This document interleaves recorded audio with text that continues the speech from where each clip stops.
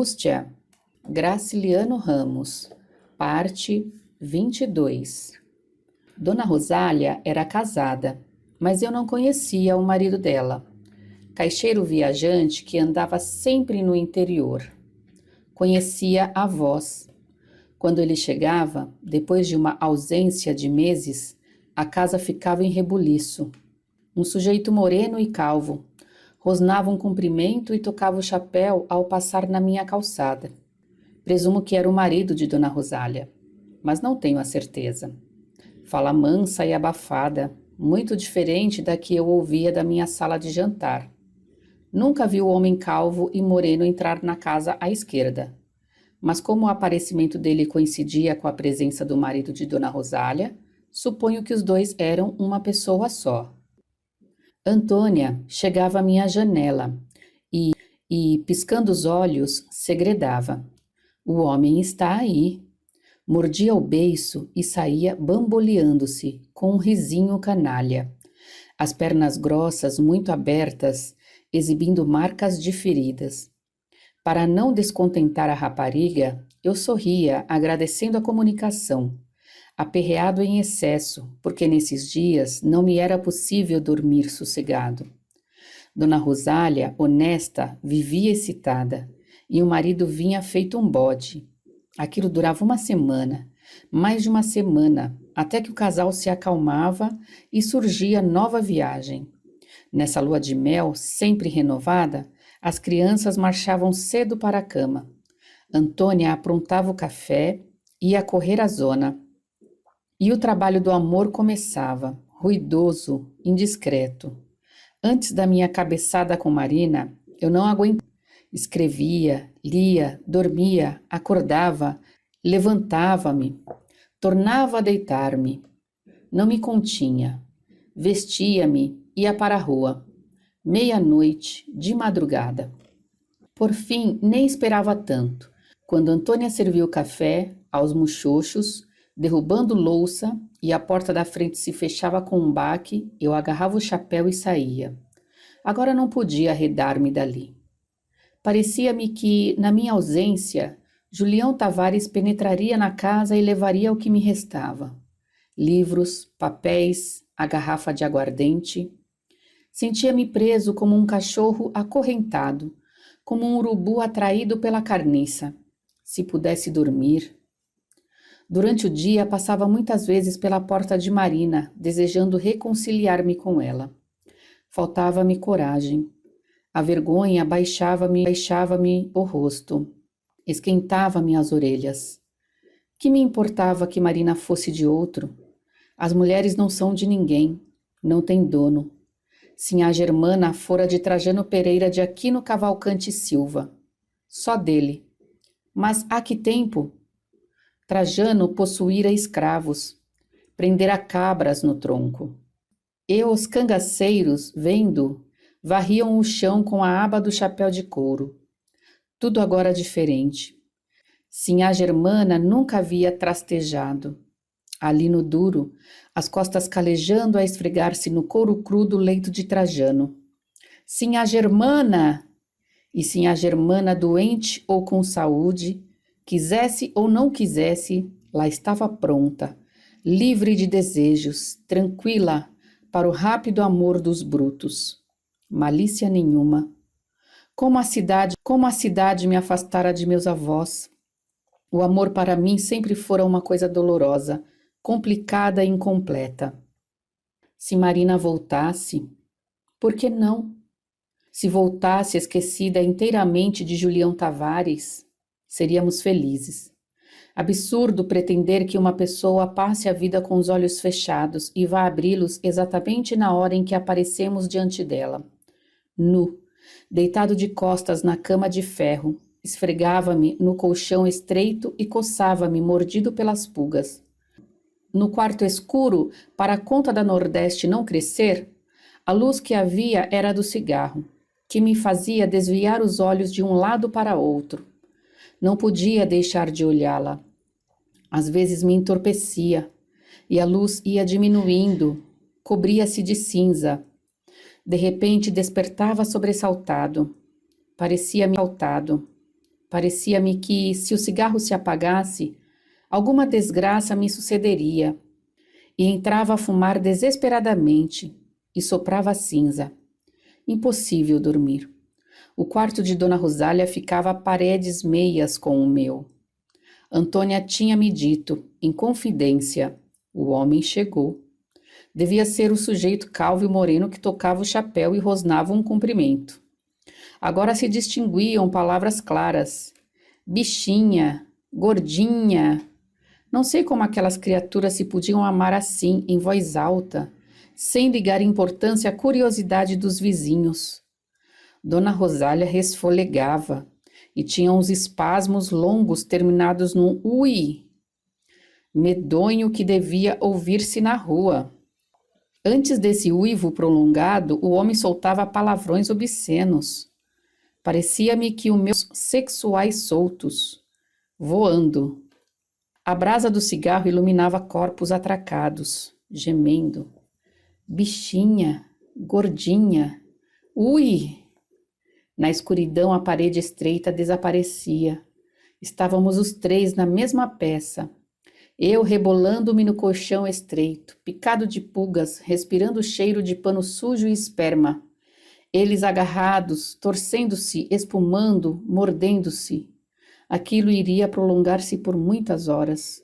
Depois o silêncio, o cansaço, a luz da madrugada, o sono, a parede nos afastariam. Se nos encontrássemos, faríamos um ligeiro movimento de cabeça, resmungaríamos uma saudação apressada. Dona Rosália, pendurando-se à janela, comentaria os modos suspeitos de lobisomem e o procedimento de Marina. O homem calvo e moreno prosseguiria nas viagens pelo interior, em conformidade com o artigo tal do regulamento. Não havia regulamento, nem janela, nem mostruários. O que haviam eram 2 camas próximas.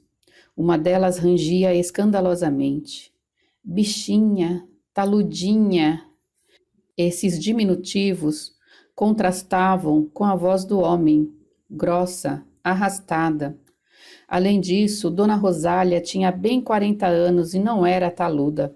Era magra, cheia de ângulos, o carão chupado com 2 olheiras fundas que no dia seguinte estariam medonhas. Silêncio de alguns minutos. Iam deixar-me dormir.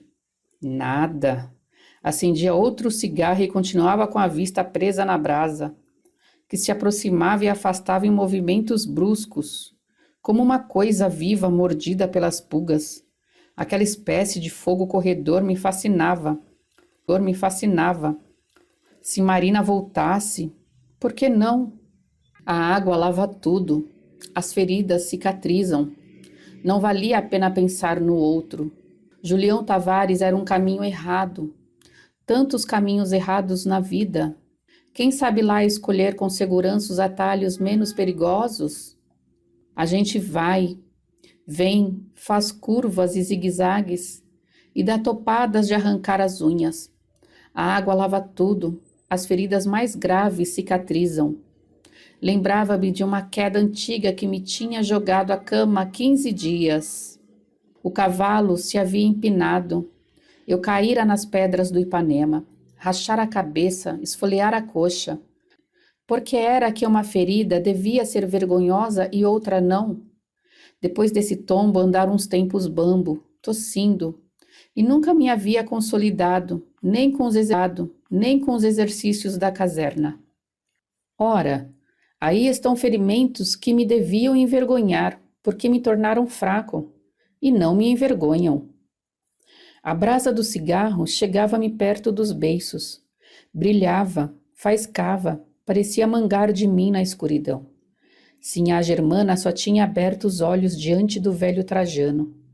Sem dúvida, mas eu queria ver Sinhá Germana agora, no cinema, ou correndo as ruas com uma pasta debaixo do braço, e mais tarde no escritório, batendo no teclado da máquina, ouvindo as cantigas dos marmanjos.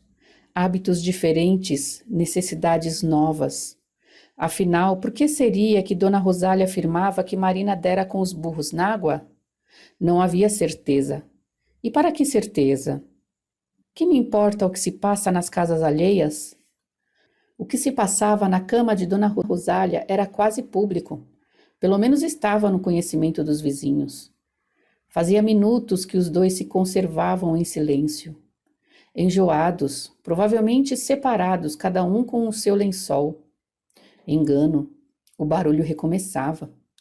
Cochichos que iam crescendo e se transformavam em gritos.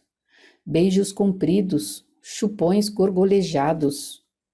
Quando se debruçava à janela, fiscalizando a rua, Dona Rosália usava linguagem decente para censurar as filhas de lobisomem. Engulhava, cheia de pudores. Uma criança urinava na cama e chorava. Distinguia-se perfeitamente o som das gotas que batiam no chão. «Cala a boca!» ordenava Dona Rosália. O choro findava, mas as gotas continuavam a cair, e a respiração do homem se arrastava, entrecortada, encatarroada, interrompida por um pigarro, uma respiração de quem se está estrangulando.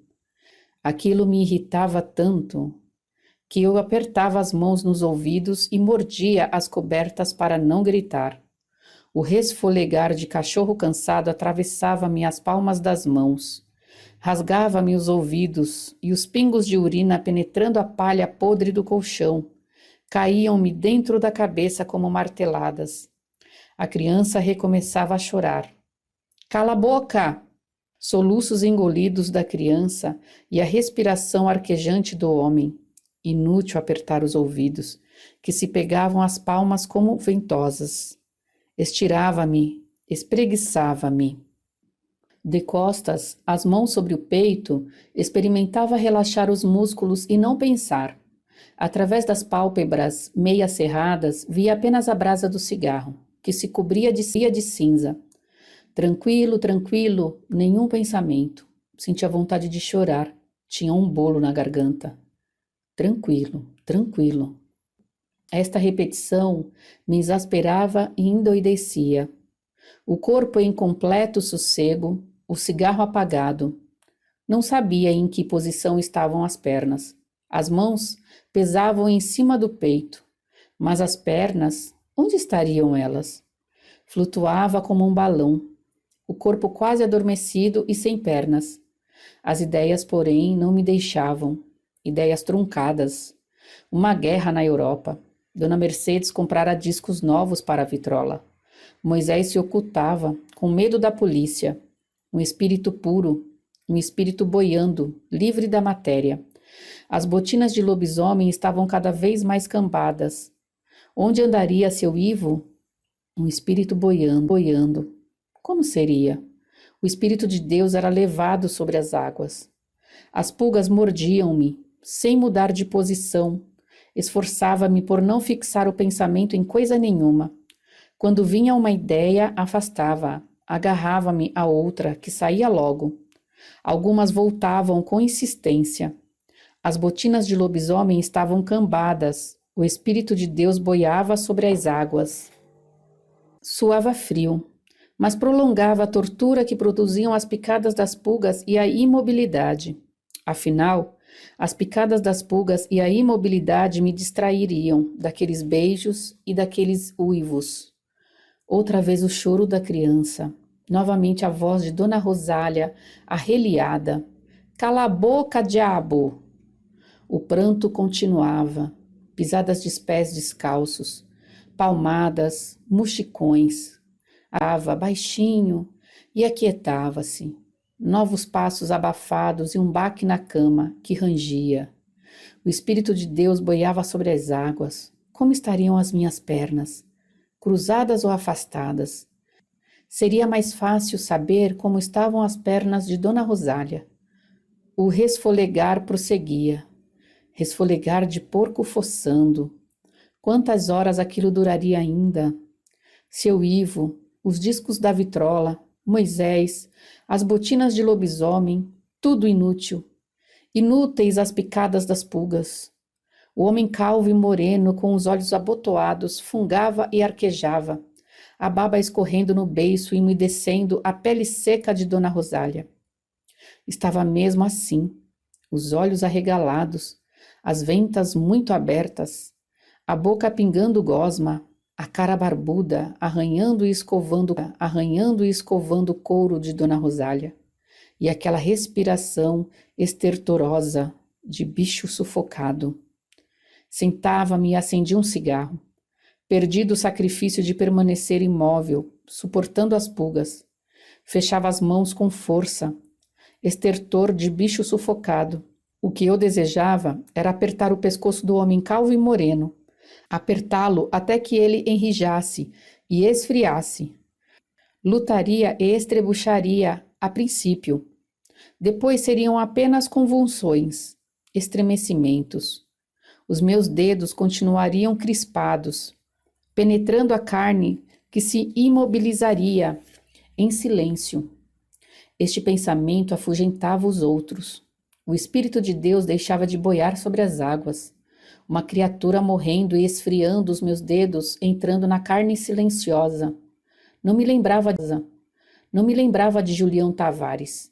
O que me aparecia na mente era o sujeito calvo e moreno que eu presumia ser o marido de Dona Rosália. E talvez nem fosse. Enfim, desejava matar um homem que me roubava o sono.